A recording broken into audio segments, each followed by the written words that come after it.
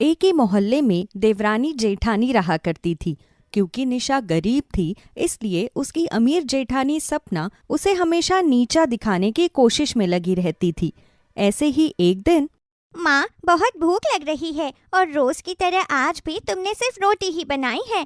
आखिर हम कब तक सूखी रोटी खाएंगे? अरे कभी तो सब्जी बनाओ। मैं ये सूखी रोटी खा खा कर परेशान हो गई हूँ। अब मन नहीं करता ये सूखी रोटी खाने का। मेरा भी मन करता है और लोगों की तरह रोटी के साथ सब्जी खाने का। रीना बेटा, ये तू क्या कह रही है? अरे हमें 2 वक्त की सूखी रोटी भी नसीब हो रही है, पर आज की दुनिया में कुछ लोग ऐसे भी हैं जिन्हें ये खाना तक नसीब नहीं होता। माँ, और लोगों का तो नहीं पता, लेकिन हाँ, मुझे हमारा पता है। हमारी इस रसोई में सिर्फ सूखी रोटी ही मिलेगी। पता नहीं कब हमारी किस्मत खुलेगी और इस गरीब की रसोई में अच्छा खाना बनेगा। बेटा, अभी हमारी आर्थिक स्थिति सही नहीं चल रही है। जब पापा अच्छा पैसा कमाएंगे तो हम भी बाजार से सब्जी लेंगे और घर में सब्जियां बनाएंगे। पता नहीं माँ, वो दिन कब आएगा। वैसे सच कहूँ तो माँ, आज मुझे भी सब्जी रोटी खानी है। मुझे भी देखना है कि मटर, गाजर, गोभी, इन सब की सब्जी रोटी के साथ खाने में कैसी लगती है।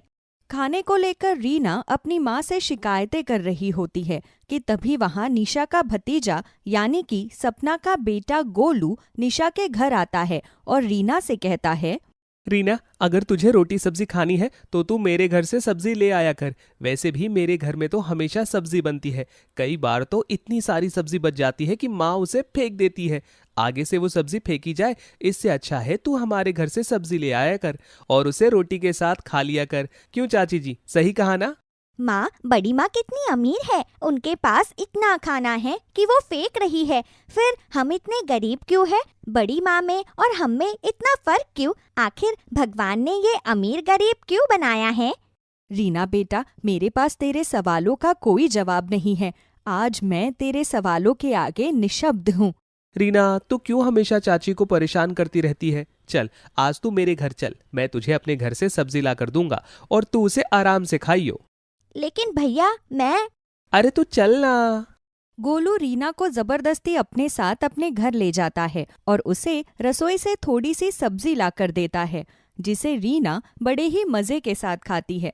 पर तभी वहां सपना आ जाती है और रीना को अपने घर में खाना खाते देख उसे गुस्सा आ जाता है और वो रीना के हाथ से खाना छीनकर फेंक देती है और अपने बेटे को एक थप्पड़ मारते हुए कहती है, गोलू, तू ही इस गरीब लड़की को इस घर में उठाकर लाया है ना?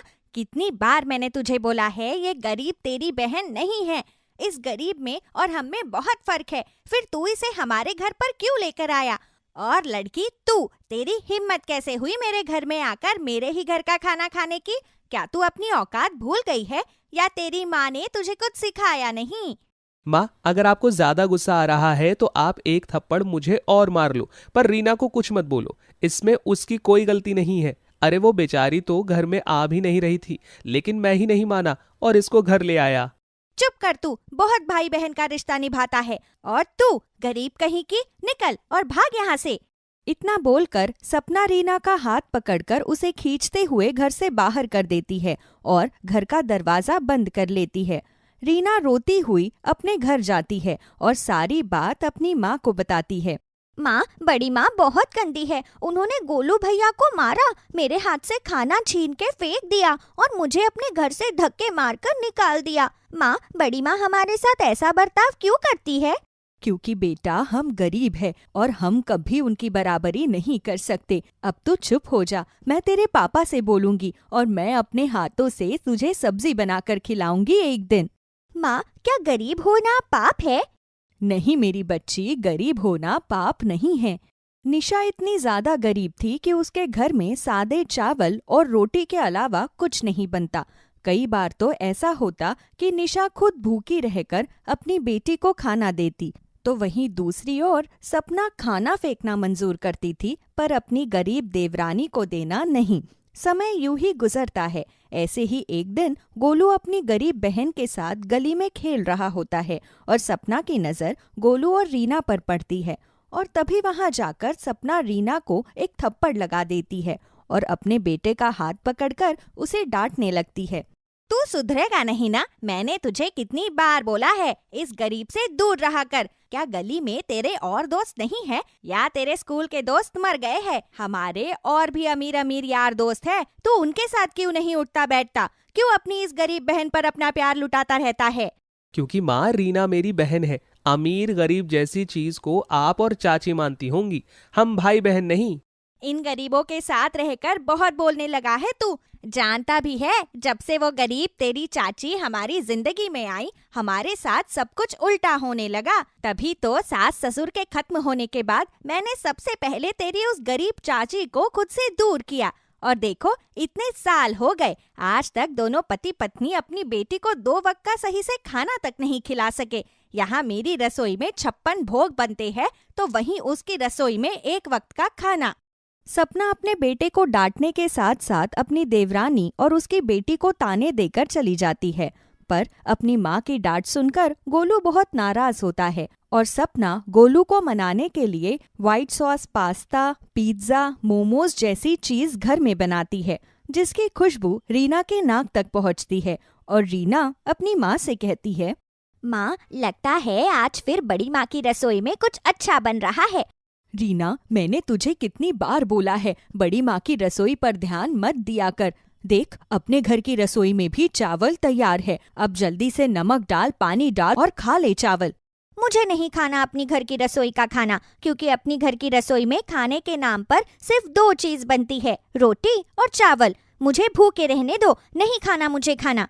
रीना रोती रोती घर के बाहर चली जाती है और बैठकर रोने लगती है। तो वहीं दूसरी ओर इतना सब कुछ बनाने के बाद भी सपना गोलू को नहीं मना पाती और वो आखिरी बार अपने बेटे को खुश करने के लिए मोतीचूर के लड्डू बनाती है।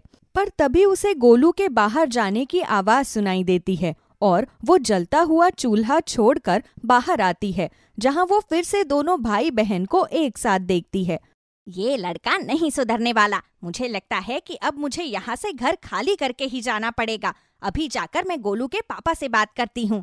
दोनों भाई बहन का प्यार सपना की आंखों में इतना खटकता है कि वो ये भी भूल जाती है कि रसोई में उसने गैस चालू रखी हुई है। वो सब कुछ भूलकर अपने पति से फोन पर बात करने लगती है और इसी बीच हवा चलने की वजह से चूल्हे के सामने खिड़की पर टंगा पर्दा हवा में लहराता हुआ चूल्हे पर लग जाता है और पर्दे में आग लग जाती है और पर्दे से पूरी रसोई में। जब जलने की बदबू आती है तो सपना रसोई में जाती है और वो देखती है कि पूरी रसोई में आग लग चुकी है।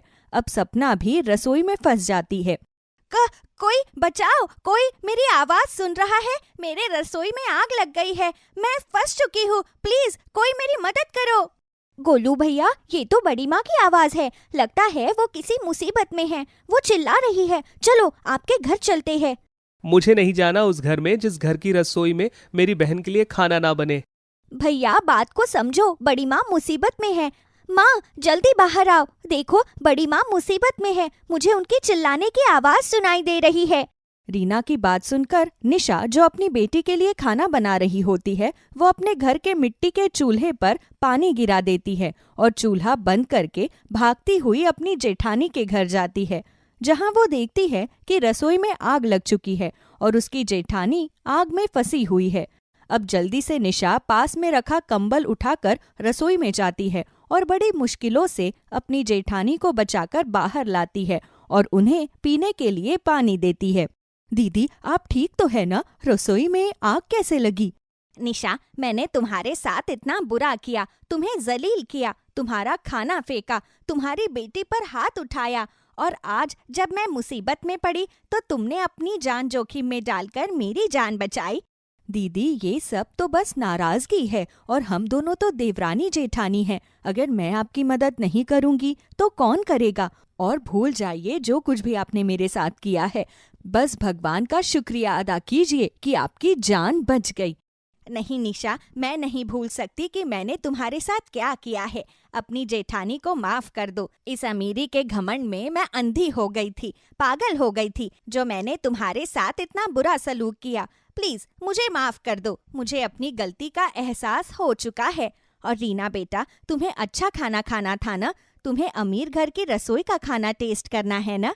गोलू बेटा, अब से तुम अपने बहन के साथ ही खाना खाना, मैं नहीं रोकूंगी। और निशा, तुम भी अब से मेरे साथ इस घर में रहोगी। वैसे भी ये घर हमारे सास ससुर का है, तो इसमें तुम्हारा भी हिस्सा है।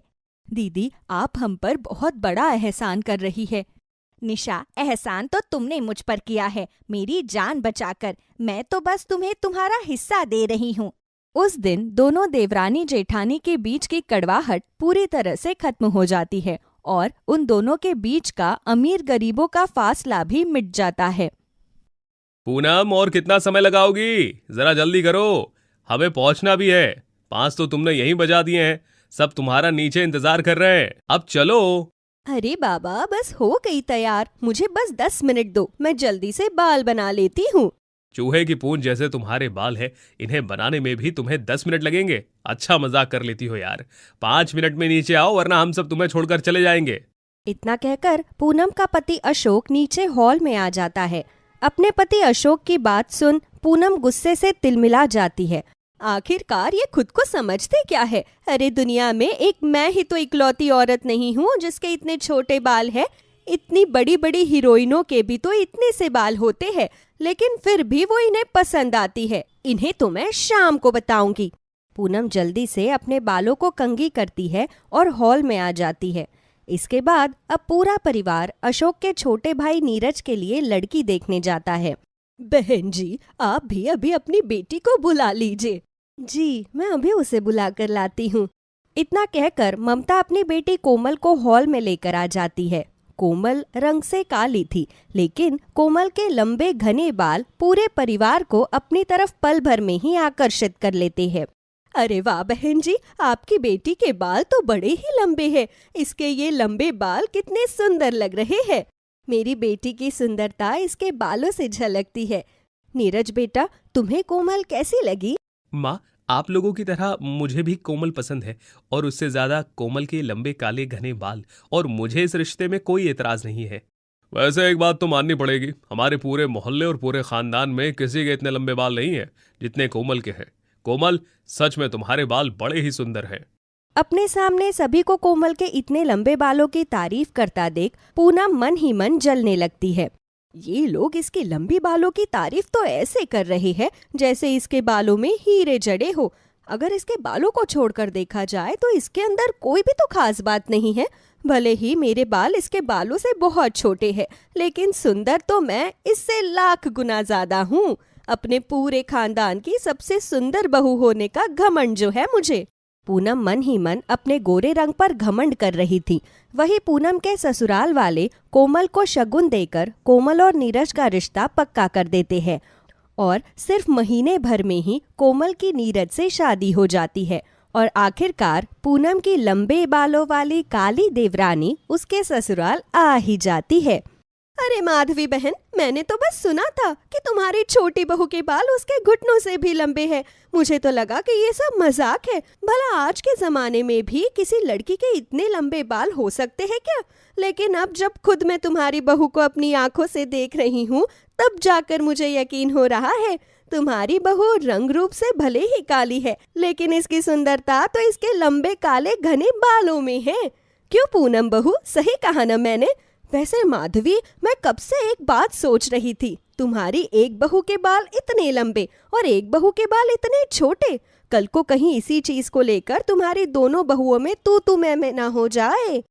विमला ने भले ही ये बात मजाक में कही हो, लेकिन विमला की बात सुन पूनम मन ही मन एक बार फिर अपनी देवरानी से जलने लगती है। शादी के बाद जितनी भी रस्में थी, उन रस्मों में जो भी मेहमान या पड़ोस के लोग आ रहे थे, वो सब कोमल के लंबे बालों की तारीफ करते रुकते नहीं, जिसे देख पूनम, इस कोमल की बच्ची ने तो मुझसे मेरी सारी अटेंशन ही छीन ली है। पहले जब भी कोई फंक्शन होता था तो सारे खानदान वाले मेरी खूबसूरती की वजह से मेरे पास ही मंडराते थे, मुझसे ढेर सारी बातें करते थे, मेरे इतने सुंदर होने का राज मुझसे हमेशा पूछते थे।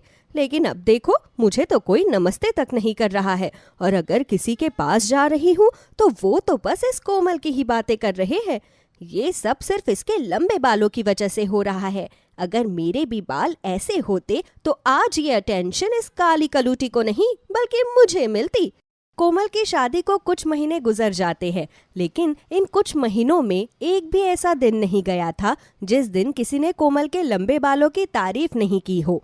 इन चीजों को देख देख कर पूनम की जलन धीरे धीरे दुश्मनी में बदल जाती है और अब वो अपनी देवरानी के काले लंबे बालों को नुकसान पहुंचाने की साजिश बनाती है। अरे भाभी, आप किचन में क्या कर रही है? आपकी तो तबीयत खराब थी ना? हाँ थी, लेकिन थोड़ा अच्छा महसूस कर रही थी तो सोचा तुम्हारे पास चली आऊं। सब्जी तो तुमने बना ली है, मैं एक काम करती हूँ, मैं रोटी बना लेती हूँ। अरे नहीं भाभी, आपको तो इस वक्त अपने कमरे में होना चाहिए था। आप जाइए और आराम करिए, रोटी मैं बना लूंगी। कोमल, तुम मेरा कितना ख्याल रखती हो। कहने को तो मेरी देवरानी हो, लेकिन ख्याल मेरा बिल्कुल एक छोटी बहन की तरह रखती हो। मैं बहुत किस्मत वाली हूँ जो मुझे देवरानी के रूप में इतनी अच्छी बहन मिली। इतना कहकर पूनम अपनी काली देवरानी के गले लग जाती है, लेकिन इस गले लगने के पीछे पूनम की एक बहुत बड़ी साजिश थी। गले लगने के बहाने पूनम अपने हाथों में छुपाकर लाई हुई च्युइंगम कोमल के बालों पर लगा देती है और बेचारी कोमल को इस बारे में भनक तक नहीं पड़ती। अच्छा भाभी, अब आप जाइए और आराम करिए, मैं आपके लिए थोड़ी देर में जूस लेकर आती हूँ। पूनम अपना काम करके कमरे में जाकर आराम करने लगती है। वही कोमल च्युइंगम लगे बालों के साथ घर के सारे काम करने लगती है कि तभी कोमल के बालों में लगी च्युइंगम पर कोमल के साथ माधवी की नजर जाती है। अरे कोमल बहू, ये तेरे बालों में च्युइंगम किसने लगाई? क्या मेरे बालों में च्युइंगम लगी है? लेकिन ये मेरे बालों में कैसे लगी? हमारे घर में तो कोई च्युइंगम भी नहीं खाता। हे भगवान, अब मैं क्या करूँ? कोमल बहू, तू फिक्र मत कर, मेरे पास एक तरकीब है, तो यहीं रुक, मैं अभी आती हूँ। माधवी जल्दी से किचन में जाती है और फ्रिज में से कुछ बर्फ के टुकड़े निकाल कर ले आती है। उन बर्फ के टुकड़ों को माधवी कोमल के बालों में लगी च्युइंगम के ऊपर लगाने लगती है, जिसके चलते थोड़ी देर में च्युइंगम कोमल के बालों से छूटकर नीचे गिर जाता है और कोमल के बालों को जरा भी नुकसान नहीं होता।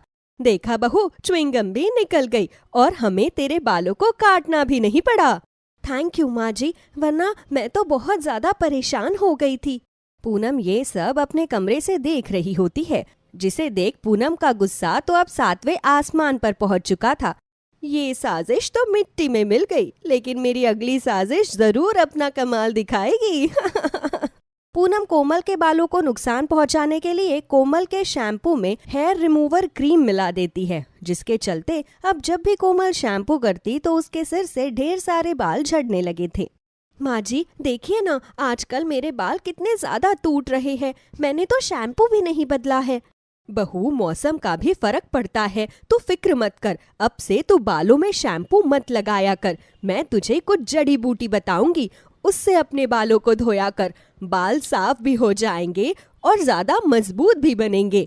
पूनम का ये प्लान भी बड़ी आसानी से फेल हो जाता है, लेकिन अब ये पूनम हार मानने वालों में से थोड़ी थी, इसलिए पूनम एक और साजिश रचती है। आज माधवी अपने दोनों बहुओं के साथ सब्जी लेने के लिए मंडी जाती है। सब्जी लेकर आते समय पूनम को रास्ते में एक गन्ने के जूस की दुकान दिखाई देती है। इसे देख पूनम अपना सबसे अच्छा प्लान सोचती है। माँ जी देखिए ना, कितनी गर्मी हो रही है, मेरा तो गला सूखा जा रहा है, चलिए ना गन्ने का जूस पीते हैं। पूनम गन्ने का जूस पीने के बहाने से अपनी सास और देवरानी को गन्ने के जूस के दुकान पर ले जाती है। भाई साहब 3 बड़े ग्लास गन्ने का जूस दे दीजिएगा, और हाँ, नींबू थोड़ा ज्यादा डालिएगा। माधवी और कोमल गन्ने के जूस का इंतजार करने लगते हैं, जिसका फायदा उठाकर पूनम सबकी नजरों से बचते हुए कोमल की लंबी चोटी को गन्ने के जूस के मशीन में डाल देती है। लेकिन तभी अचानक माधवी जूस की मशीन में कोमल की चोटी को जाते हुए देख लेती है। इसे देख माधवी जल्दी से कोमल के पास जाती है और उसकी चोटी को गन्ने के जूस के मशीन से निकाल देती है। कोमल बहू, तू ठीक तो है ना? तुझे कहीं चोट तो नहीं लगी? नहीं माँ जी, मैं ठीक हूँ, लेकिन ये मेरी चोटी इस मशीन के अंदर कैसे आ गई? अगर फोन में ध्यान लगा रहेगा तो आसपास का कहाँ कुछ पता चलता है। कोमल, अपनी लंबी चोटी का ध्यान रखो, पता चले कल को ये ऐसे ही कहीं किसी मशीन में आकर कट आ गई तो तुम्हारी खूबसूरती का एकमात्र जो जरिया है वो भी हमेशा हमेशा के लिए खत्म हो जाएगा। पूनम इससे पहले आगे कुछ और बोल पाती, माधवी पूनम को एक जोरदार थप्पड़ मारती है। माँ जी, ये आपने भाभी पर हाथ क्यों उठाया? क्योंकि तेरी ये चोटी अपने आप इस मशीन में नहीं गई थी, बल्कि पूनम ने अपने हाथों से इस चोटी को इस मशीन में डाला था। ये सब करते हुए पूनम को मैंने देख लिया था। अच्छा हुआ मैं सही वक्त पर तेरे पास आई, वरना न जाने आज क्या अनहोनी होती। बोल पूनम, ये सब तूने क्यों किया? अगर कोमल बहू को कुछ हो जाता तो हो जाता, कम से कम मेरे दिल को सुकून तो मिलता। जब से ये इस घर में आई है तब से आप सब लोग मुझे भूल ही गए हैं। मैं तो आप सब लोगों के लिए गायब सी हो गई हूँ। हर किसी की जुबान पर सिर्फ कोमल और उसके लंबे बालों का जिक्र है। माना मेरे बाल कोमल जितने सुंदर नहीं, लेकिन मैं तो रंग रूप में उससे कई ज्यादा सुंदर हूँ ना। आखिरकार आप लोग क्यों मेरे साथ ऐसा बर्ताव करते हैं? इसलिए मैंने कोमल से बदला लेने की साजिश रची। पूनम बहू, तुझे तो चुल्लू भर पानी में डूब के मर जाना चाहिए। मैंने क्या सोचा था तेरे बारे में और तू क्या निकली। अपनी सास की ऐसी बातें सुन पूनम बहुत ज्यादा रोने लगती है, जिसे देख कोमल, माँ जी बस भी करिए, आखिरकार भाभी भी तो इंसान है, उन्हें भी तो बुरा लगता होगा ना। मेरे बाल भले ही लंबे काले घने हैं, लेकिन जब भी कोई मेरे काले रंग को लेकर मुझे कुछ कहता है तो मुझे बहुत दुख होता है। इसलिए मैं भाभी की भावनाओं को समझ सकती हूँ। भाभी, जो आपने किया वो सही नहीं था। अगर आप मुझे इस बारे में बताती तो मैं ज़रूर इसमें आपकी कोई ना कोई मदद करती। मैंने तो आपको अपनी बड़ी बहन माना था, लेकिन आपने ही मेरे साथ ऐसा किया। कोमल की ऐसी बातें सुन पूनम को अपनी की गई गलती पर शर्मिंदगी महसूस होती है और अब पूनम कोमल से हाथ जोड़कर माफी मांगने लगती है। जो मैंने किया वो माफी लायक तो नहीं है, लेकिन फिर भी तुम मुझे माफ कर दो और एक आखिरी मौका दो। अब मैं सच में एक बहुत अच्छी जेठानी बनूंगी और कभी ऐसा नहीं करूंगी। पूनम की आंखों में पश्चाताप के आंसू देख कोमल बिना कुछ कहे पूनम को गले से लगा लेती है, जिसके बाद अब कोमल दवाइयाँ और जड़ी बूटियों की मदद से अपनी जेठानी के छोटे बालों को भी लंबे करती है और अब दोनों जेठानी देवरानी बहनों की तरह एक साथ हंसी खुशी रहती है।